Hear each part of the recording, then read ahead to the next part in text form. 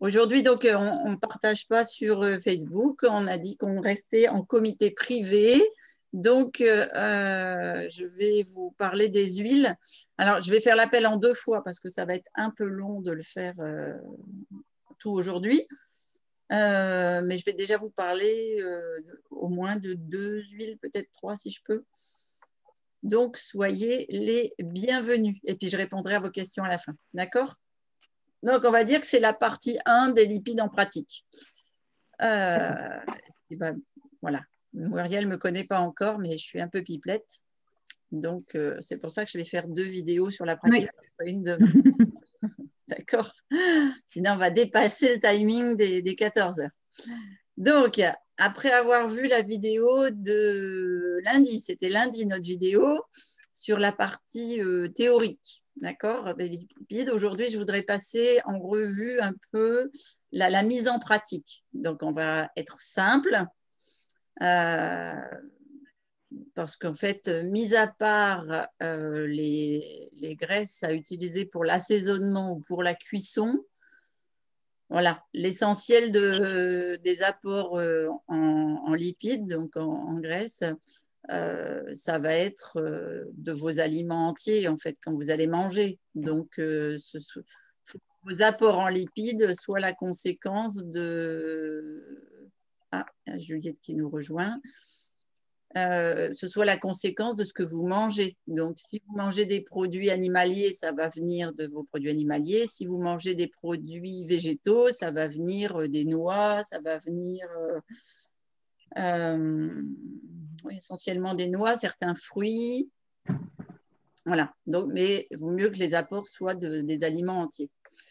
Ouais, d'ailleurs, je vous parlerai d'un fruit qui est particulièrement riche en bonne graisse. Comme ça, voilà.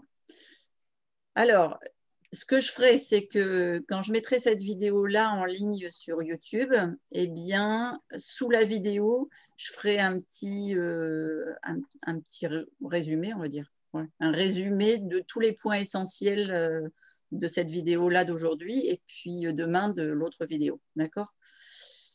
Donc, la dernière fois, j'ai rappelé quoi? J'ai rappelé que la matière grasse ajoutée, donc comme un ingrédient à part entière dans les produits qu'on va transformer, eh bien, c'est devenu en 40 ans, on est en 2020, donc depuis 1980, ça fait 40 ans, un apport en calories absolument non négligeable dans votre alimentation. Donc, il faut vraiment, vraiment en tenir compte.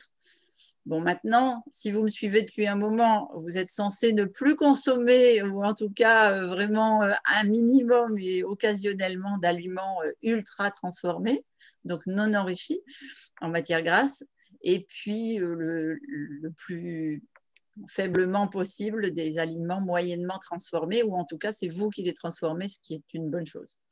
Voilà, comme ça, vous pouvez contrôler. Ça, pour moi, c'est un avantage parce que ça a l'avantage de régler le problème de certaines, on va dire, certaines sources de mauvaise graisse que l'industrie alimentaire utilise abondamment, en particulier l'huile de palme, sachant que celle qu'on trouve le plus souvent dans les produits transformés et ultra transformés, elle est chauffée et elle est raffinée, donc elle est nocive. Alors, on va parler de quoi? On va parler… juste un rappel sur les huiles qui sont riches en oméga 6. Donc, il y a l'huile de palme ultra chauffée, etc., ultra transformée. Mais on a aussi l'huile de soja et l'huile de tournesol. D'accord?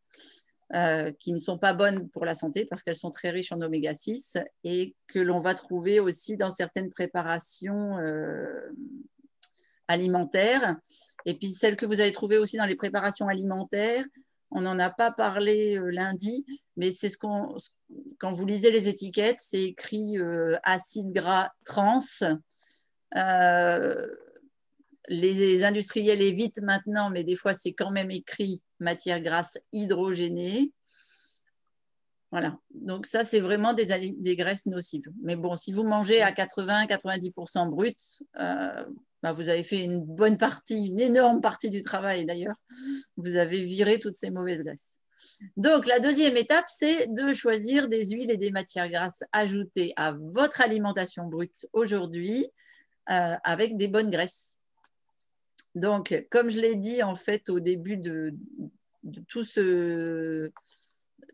Comment on peut appeler ça? C'est une série télé que je vous ai fait là maintenant, hein, avec le pouvoir de l'alimentation. Je ne sais pas à combien de vidéos on est, mais il doit y avoir presque une quarantaine de vidéos. Eh bien, quand on parle de l'alimentation modèle, donc vous savez que moi je suis pro-alimentation méditerranéenne, eh bien, les principales huiles que vous devez avoir dans votre cuisine, ou la principale huile que vous devez avoir dans votre cuisine, c'est l'huile d'olive. D'abord parce qu'elle est riche en acides gras oléiques, on l'a vu lundi. Elle est riche aussi en acides gras monoinsaturés. Elle est riche en polyphénols et les polyphénols, c'est des antioxydants en fait, dont les olives sont naturellement riches et qui protègent un petit peu tous vos organes. Voilà, et puis c'est certainement l'huile dont on a le plus d'études scientifiques. C'est une huile dont les vertus sont ultra nombreuses et ne sont plus approuvées.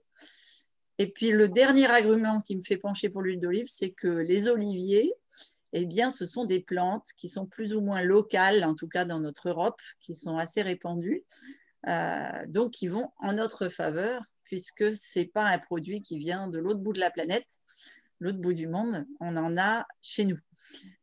Donc, vraiment, pour moi, par rapport à tous les points que je viens de vous évoquer, eh bien, je pense qu'il n'y a aucune restriction à avoir des huiles d'olive dans son placard et à en faire son huile de base. À partir de là, qu'est-ce qu'on peut retenir? Deux points importants peut-être. Toutes les huiles d'olive ne se valent pas. Il y a des niveaux de qualité qui sont mais vraiment très différents. Quand je vous dis des qualités très différentes, c'est vraiment du simple au double, au triple ou au quadruple même. Donc, je vous conseille de prendre une huile extra vierge, de première pression à froid, et une huile dont les olives n'ont pas été chauffées en fait pour augmenter l'extraction. Alors, vous allez dire que je suis peut-être intégriste du bio, mais à mon avis, c'est un peu comme pour les œufs quand on en avait parlé.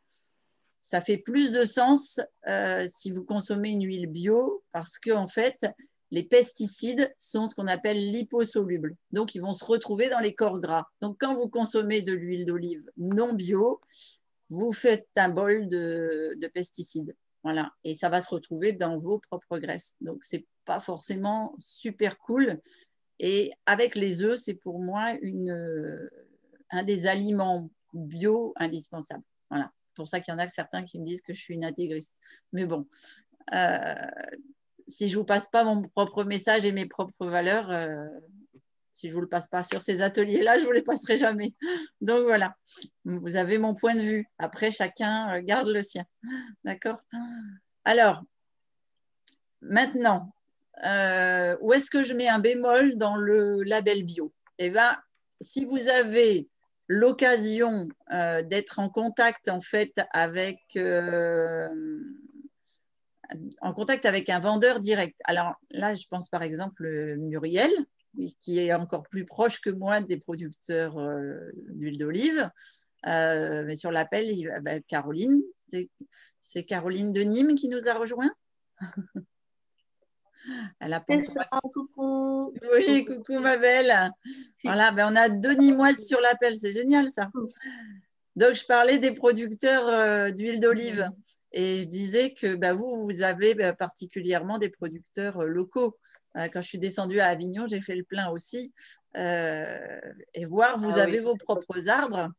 Et puis, il suffit d'aller au moulin, en fait, pour avoir sa propre huile.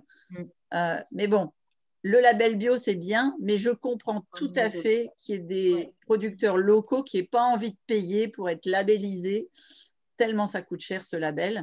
Alors que si vous les connaissez bien et que vous connaissez leur méthode de production, eh bien, ça arrive très, très, très souvent que les petits producteurs locaux dans les villages, etc., ont une production qui soit bio, mais sans label. Uniquement parce que d'abord, ils ne font pas de l'exportation et qu'ils n'ont pas besoin de s'afficher comme ça. C'est souvent familial, local. Voilà. Donc, le label bio, là, n'a pas forcément d'intérêt pour eux, même si c'est leur production. Hein. Moi, mon jardin, il est bio et pourtant, je n'ai pas mis une estampille. Hein. Voilà, on s'en fout un petit peu de l'essentiel. L'essentiel, c'est la méthode de production. Donc voilà, faites attention à l'origine, c'est plus important que le reste. Après, alors si je parle d'origine, je vais continuer à être logique avec moi-même et je vais vous dire, quand vous achetez une bouteille d'huile d'olive, vous regardez bien l'étiquette au dos parce que c'est écrit l'origine des olives. C'est clairement précisé, c'est obligatoire. Et donc, si sur l'étiquette, vous avez par exemple le pays, parfois vous avez la région et parfois vous avez même le nom du village. Donc, ce qu'il faut éviter quand vous achetez une huile d'olive, c'est les mélanges ou bien les origines vagues, genre Europe, ce qui est le cas d'abord de toutes les huiles qui sont dans les grandes surfaces en général, les huiles de supermarché. Mais il faut faire attention parce que c'est aussi le cas de certaines marques que vous pouvez trouver en magasin bio. Donc, c'est pour ça que je vous dis de vérifier. Vous pouvez voir, par exemple, des choses comme au dos de l'étiquette mélange d'huile de l'Union européenne. Voilà. Donc, on n'a aucune idée de la provenance précise des olives. Vous allez aussi trouver, j'ai déjà vu une inscription où c'était écrit mélange d'agriculture UE, donc Union européenne, et agriculture hors UE.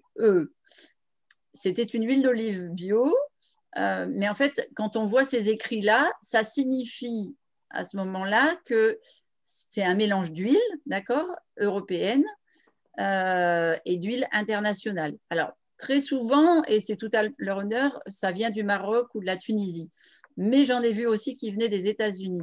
Et donc, la production bio n'a pas les mêmes exigences en pays hors France, hors Allemagne et hors Europe, ou même en Europe et hors Europe, encore moins. Donc, si vous voulez contrôler vos apports, c'est mieux de regarder un petit peu exactement d'où ça vient. Après, si on parle de l'origine, eh bien, ça va me faire penser au vin. Parce que je déguste l'huile d'olive exactement comme je dégusterais un verre de vin. Comment je peux vous dire ça? Ça va être une question de goût personnel, d'accord? Parce que la qualité du terroir, la qualité de la variété des olives, la qualité de l'ensoleillement, la qualité du terrain, la qualité des techniques pour récolter les olives ou pour broyer les olives et en récupérer l'huile, ça va vraiment dépendre de l'agriculteur, ça va dépendre de l'année. On a des millésimes pour les huiles d'olive. Et puis, ça va dépendre de la récolte et du pressage. Et ça peut aussi dépendre du vieillissement en fût. On a des huiles qui sont absolument divines, qui ont des parfums ou des odeurs de chêne ou de bois d'olivier. C'est absolument divin. Et j'ai goûté aussi des huiles qui étaient dans des caves remplies de sarments de raisin, vous savez, les vieux pieds de raisin. Et alors, ça donne une huile d'olive. Mamma mia, je vous dis que ça. Trop, trop bon. Donc là, je vais vous dire, testez. D'accord? Testez. Parfois, il y a des gens qui apprécient une huile qui a un goût de Provence. On entend les cigales chanter, on sent la lavande. Il y a des gens qui adorent les huiles de Toscane ou bien du Portugal ou encore plus puissantes, celles du sud de la Grèce. Bon, je vais vous dire que moi, j'ai forcément une préférence pour l'huile de Crète ou de Toscane, mais vraiment, j'apprécie énormément les huiles de Provence et de chez nous. Quand je vivais en Espagne, j'adorais ces huiles du sud de l'Espagne qui étaient gorgées de soleil, qui étaient très tanniques. Voilà, donc maintenant, je dirais que ça, c'est mon goût, c'est totalement personnel. Et bien sûr, vous n'êtes pas obligé de le suivre, mais trouvez une huile d'olive à votre goût. J'ai découvert, par exemple, cet été, à l'occasion de la fête des 30 ans là, à Avignon, une huile d'olive noire que je trouve absolument divine. Je suis incapable de la faire cuire. Elle se mange comme ça avec un bout de pain. C'est une tuerie. C'est pour ça que je fabrique plus de pain, parce que sinon, je vais me faire le litre d'huile. Mais par exemple, sur un plat de carottes râpées, ça relève un petit peu le goût des légumes racines. J'ai trouvé ça particulièrement intéressant. Voilà. Alors, bon, ça, c'est une des découvertes, comme quoi on en apprend tous les jours. Ça, on va chercher les huiles d'olive et nous, on déguste. Comment tu dis, Caroline? C'est Quand on va chez le producteur, on a nos petits bouts de pain et on goûte toutes les huiles pour voir laquelle on préfère. Voilà, exactement. Et alors, c'est aussi le cas tu sais, quand tu regardes le régime crétois, eh bien, il y a beaucoup de personnes qui, le matin, alors c'était le cas autrefois, mais c'est toujours le cas aujourd'hui, prennent des galettes de pain en fait qui font cuire au soleil sur la pierre, et leur petit déjeuner du matin, c'est casser un morceau de pain, l'arroser d'huile d'olive, et croquer dans un morceau de chèvre avec un thé vert. C'est super bon au petit-déj. Ça démarre bien la journée. Voilà. Après, l'inconvénient des bonnes huiles, ça va être le prix peut-être.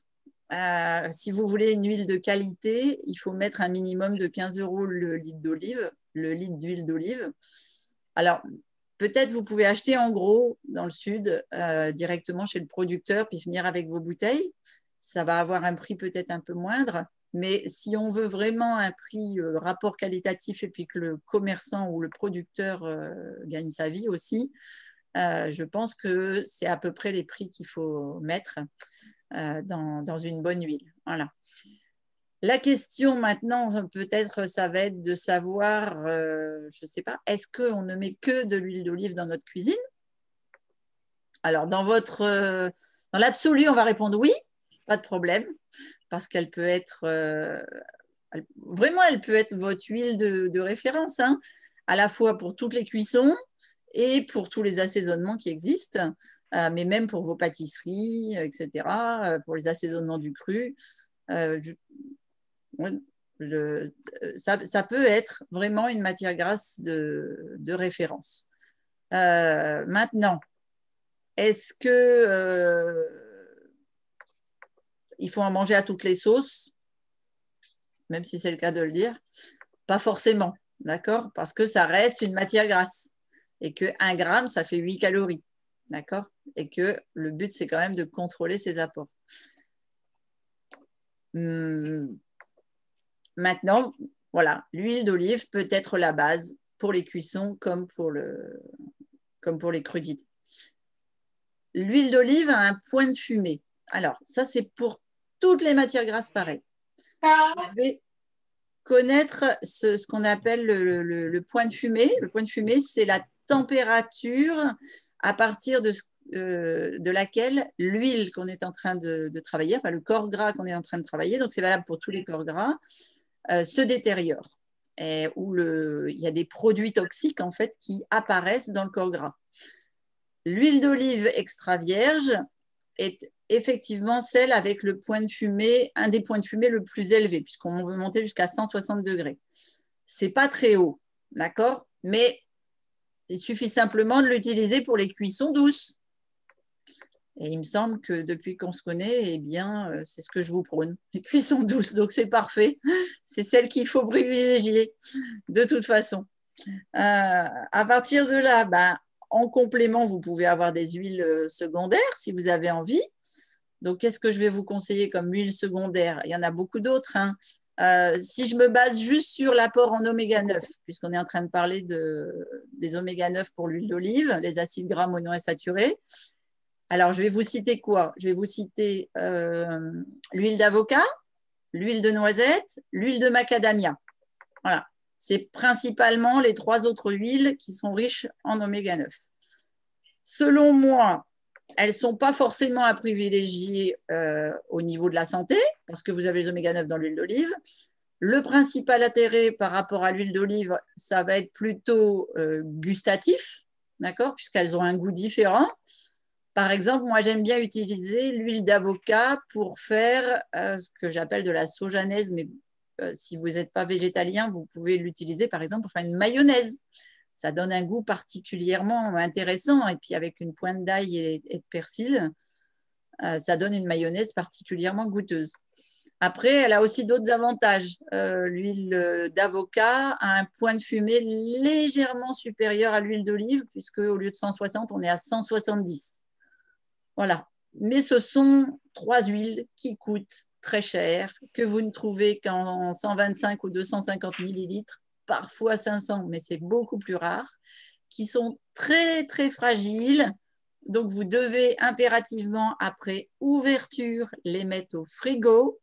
Donc, vous devez avoir un bataillon d'huile dans votre frigo si vous utilisez toutes ces huiles, parce que sinon, elles vont rancir. Donc, je vous dirais, économisez votre argent, à moins que vraiment vous cuisiniez beaucoup de recettes un peu élaborées, ou alors que vous avez les moyens tout simplement, ou alors à l'occasion d'un repas de fête, voilà. Mais c'est surtout, comme je vous le disais, il vaut mieux manger ces graisses-là à l'état brut et donc manger l'intégralité de l'aliment. Hein. Je pense croquer dans un avocat ou croquer dans des noisettes ou des noix de macadamia. Voilà. Après, on a les huiles riches en graisses saturées. Alors, les huiles en graisses saturées, ce sont des huiles qui ont l'avantage d'être solides. Alors, je ne vais pas dire à température ambiante parce qu'on l'a vu cet été, moi ici, elle était dure. Chez vous, à Nîmes, à Marseille ou à Avignon, elle était liquide. Donc, je ne peux pas dire à température ambiante parce qu'on n'a pas la même température. Mais en tout cas, en dessous de 20 degrés, c'est des huiles qui sont solides. En ce moment, elle est solide. Hein. Elle est solide. Elle est solide en ce moment? D'accord. C'est parce que tu approches de l'hiver. Ça veut dire que pour des soleil, je vais prendre mon pull. Un beau ciel bleu, un grand soleil, mais elle est solide. Ouais, bah ouais, c'est qu'il fait pas loin de 20 degrés. Alors. Et ouais. C'est beau, hein? Alors, ces huiles-là, elles ont l'avantage d'abord d'être pour le stockage, mais donc pas seulement chez nous, aussi pour le stockage industriel. Et c'est aussi ce qui rend ces huiles très utilisées. D'abord parce que le fait qu'elles soient solides à l'état de température ambiante, elles rancissent beaucoup moins vite. C'est pour ça d'abord que l'industrie en raffole. Et puis aussi, c'est aussi pour ça que les industriels l'utilisent dans tous les produits transformés.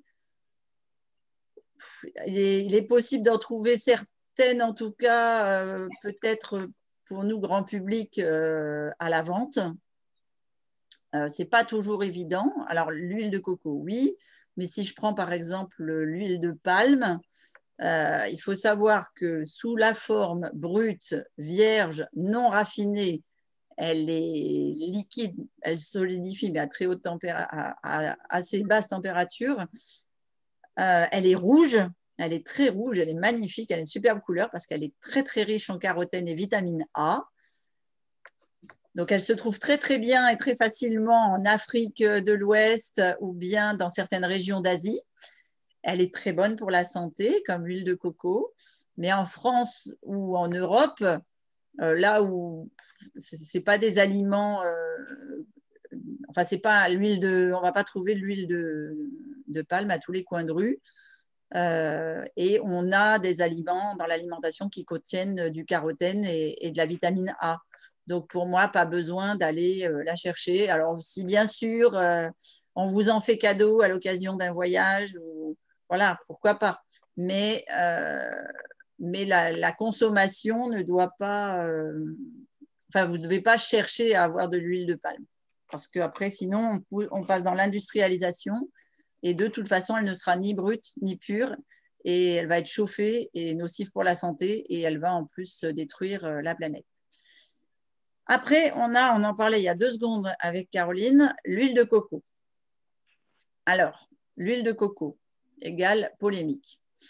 Il y en a certains qui font de l'huile de coco comme une huile miraculeuse à utiliser tous les jours, capable de prévenir Alzheimer, capable de prévenir la maladie de Parkinson, d'autres maladies de dégénérescence en fait nerveuse, etc.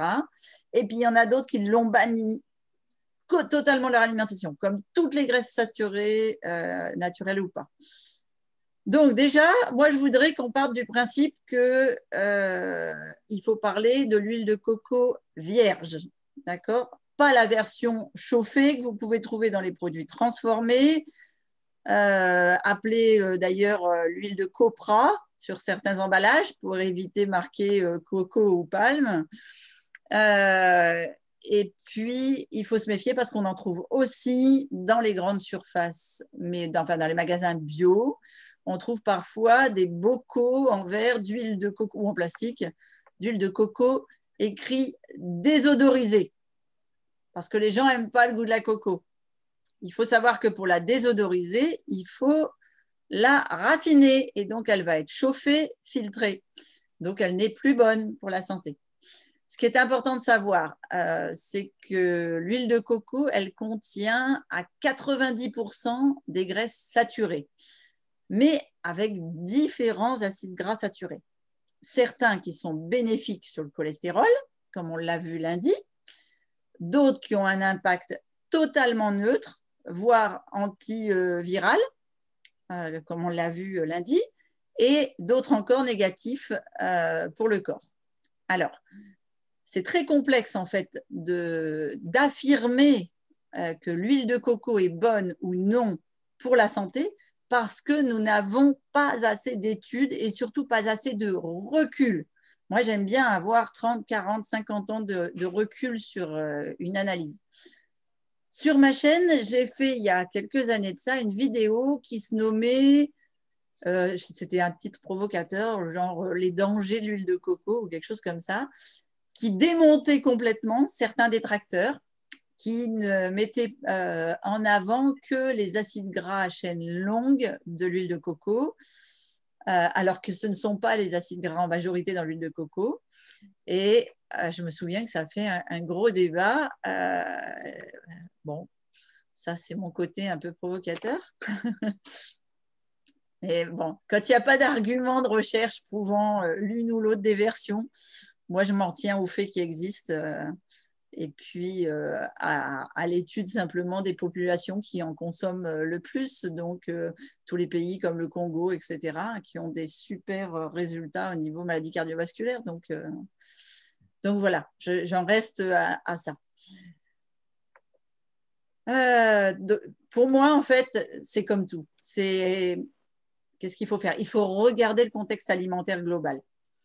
Si nous sommes dans une alimentation à base de produits bruts, donc avec des fruits, avec des légumes, avec des apports alimentaires d'origine animale restreints, etc., eh bien, donc avec des apports de graisses saturées minimes, si on n'a pas d'énormes apports alimentaires animaliers. Donc, je pense par exemple aux gens qui sont végétariens, voire qui sont végétaliens comme moi, où là, il n'y a même pas du tout d'apport alimentaire en graisses saturées extérieures.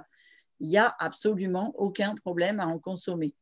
Puisqu'en fait, là, son intérêt, elle va être au-delà du goût. Moi, j'adore ce goût, mais elle va être d'avoir un point de fumée supérieur à l'huile d'olive, puisqu'on va monter jusqu'à plus de 200 degrés.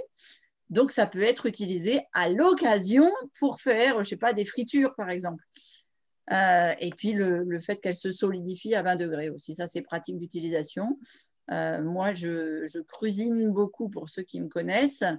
Et en cuisine, avoir un apport de gras qui permet de bénéficier de toutes les vitamines liposolubles et qui solidifient, ça permet d'avoir des recettes assez sympas. On l'a vu, je crois, encore dimanche pour le maintien de notre plat. Alors que je ne sais plus si on avait pris l'huile de coco ou si on avait fait avec le psyllium. Mais bon, ça a un intérêt certain au niveau visuel de la cuisine. Donc, encore une fois, rien d'obligatoire. Peut-être je vais immigrer en Suisse, hein, parce que c'est peut-être bien cru, peut-être bien que non. Mais c'est une huile qui peut être dans les placards et avoir soit occasionnellement une recette de pâtisserie. Voilà, ça ne pose pas de souci. Je pense qu'on en a fait le tour, il est 14 h. Donc demain, on verra d'autres corps gras, dont des graisses saturées dont je voulais vous parler aujourd'hui, mais le beurre. Mais on va basculer sur demain. Donc là, je vais ouvrir l'appel et les micros. Est-ce que vous avez des questions sur ce qu'on vient de dire? J'ai juste une petite question concernant le bio d'Espagne. On m'a toujours dit de faire attention au bio d'Espagne. J'ai entendu ça Alors, souvent aussi. J'ai pu inaugurer le bio d'Espagne moi-même. Donc, tu as deux types de bio. Le bio qui est exporté à haute intensité, qui en fait est un bio sous serre, etc., qui n'utilise pas de pesticides, mais qui a une agriculture qui, pour moi, ne correspond pas au bio parce que c'est tellement intensif que c'est bâché, plastifié, etc. Et c'est plutôt au niveau écologique, c'est pas bio. Et puis, tu as le bio local. Nous, on avait la maison en plein dans des champs de vignes bio, mais local, de production de raisins et de vins vraiment uniquement sur Alicante. Et tout est respecté. Par exemple, au milieu des vignes, c'est de l'herbe. Il y a des rosiers pour que les abeilles butinent le raisin. Tout est fait à la main. Donc, tu as les deux. Parce que ce n'est pas super légiféré. Mais à condition d'aller là-bas. Alors, voilà. Maintenant… Il n'y a pas la même législation. Oui, c'est pas ils sont en fait ce qu'on appelle le bio légiféré à l'européenne. Tu sais, même en France, hein, on a différents bio. Si tu veux le bio d'excellence, il faut que tu regardes les paquets marqués Déméter. C'est vraiment c'est les agriculteurs qui non seulement ne mettent pas de pesticides, herbicides, racicides, etc. sur leurs produits, sur leurs champs, mais qui en plus protègent la nature. Donc, ils vont pas avoir de tracteurs, par exemple, de trucs motorisés. Tout va être fait à la main. Il n'y aura pas de bâches de plastique dans les champs pour éviter que l'herbe pousse. Ils vont au contraire nourrir l'herbe qui va en fait faire un engrais vert dans leur propre champ. D'accord. Christine, il y a Muriel qui a posé une question dans le chat. Ah, je te remercie, je n'avais pas vu. Alors, lundi, vous avez dit, je crois que les molécules de beurre n'étaient pas bonnes à cause du cholestérol, parce qu'il se solidifiait. Pourquoi pas la coco, vu qu'elle est solide? Alors, je répondais à cette question-là, en fait, lundi, mais peut-être comme votre connexion n'était pas bonne, vous n'avez pas entendu. C'est vraiment une question de chaîne. Les acides gras saturés sont des acides gras soit à chaîne longue, soit à chaîne moyenne, soit à chaîne courte, c'est-à-dire c'est le nombre de molécules qui sont attachées. Les molécules du beurre sont principalement des acides gras à chaîne longue et ce ne sont que du LDL et c'est pour ça que ce n'est pas bon pour le cholestérol. Alors que les acides gras à chaîne courte, comme dans l'huile de coco, eh bien, c'est du HDL. Et donc, c'est l'effet inverse. C'est le gendarme du cholestérol, en fait, du mauvais cholestérol. Et les acides gras à chaîne moyenne, eux, ont un aspect neutre, en fait, pour le sang. Je ne sais pas si ça répond à votre question. Si. Pour quelqu'un qui a le cholestérol, est-ce qu'il y a une limite d'utilisation pour l'huile d'olive? Non, parce que tu n'as pas du tout de LDL dans l'huile d'olive. D'accord. Ok. Merci. Connais-tu l'huile d'olive Puget? Parce que je viens de m'apercevoir qu'elle est l'huile d'olive de l'Union européenne. Ah ben oui, mais vous apprenez toujours des petits trucs avec moi. Alors après, on regarde les placards. L'huile de l'Union européenne, ça veut dire… C'est ce que je disais tout à l'heure, Thérèse. Aïe, aïe, aïe. Ouais, c'est que c'est un mélange d'olives, c'est dommage. C'est même pas marqué d'où elle vient, c'est marqué Union européenne, olive noire, et d'olive jaune. Jeune. Jaune ou jaune? Jeune. C'est sûrement Jeune, marqué jeune. jeune. Olive jeune et olive noire. Et olive plus mûre. Voilà. Jeune et plus mûre. Voilà. D'accord. Alors, il faut que je change de marque. Bon, merci. Ben ouais. Il faudra que tu viennes faire un tour dans le sud. La mienne vient des Beaux de Provence. On ira dans le sud. On ira dans le sud. Voilà, exactement. On va aller faire le plein. La mienne, il y a même le nom de la propriété dessus. Ah, génial. C'est ce que j'ai dit tout à l'heure. Les Beaux de Provence, la Berruguette. Génial. La Berruguette. Ça veut dire qu'en plus, si, tu vois, tu vas du producteur de l'olive jusqu'à la pression et la macération. C'est top. Ouais. 100% traçabilité. Bon, ben voilà, les filles. Je vous dis à demain. Ah, c'est vrai que les bouteilles. Par contre, c'est vrai que les bouteilles sont chères. Hein. Oui, ben oui. Une bonne huile d'olive, c'est jamais moins de 15 € en général. Hein. Oui. Entendu? Merci beaucoup, Christine. Merci. De rien, Juliette. Bonne journée à toutes. Bonne journée à toutes. Et une merci bonne encore. après-midi. Bisous. Bon après-midi. Voilà. Et D'autres ateliers, si vous avez. Bon après-midi. Et le gâteau et le sapin. Ah oui, tu me mets une belle photo du sapin. sapin de Oui, parce Noël, qu'on a d'autres ateliers. Hein, on fait... Voilà, ça c'est de l'infonutrition, mais on va expliquer à Muriel, peut-être qui nous rejoint pour la première fois, si vous avez envie de venir faire des activités physiques avec nous, si vous avez envie de faire de la réflexologie, des ateliers cuisine, enfin on fait plein de choses comme ça qu'on offre pendant ces périodes un peu confinées. Donc, vous êtes là, bienvenue. Ok, d'accord. Je vous fais plein de bisous. Je vous souhaite une excellente après-midi. J'ai encore des fraises.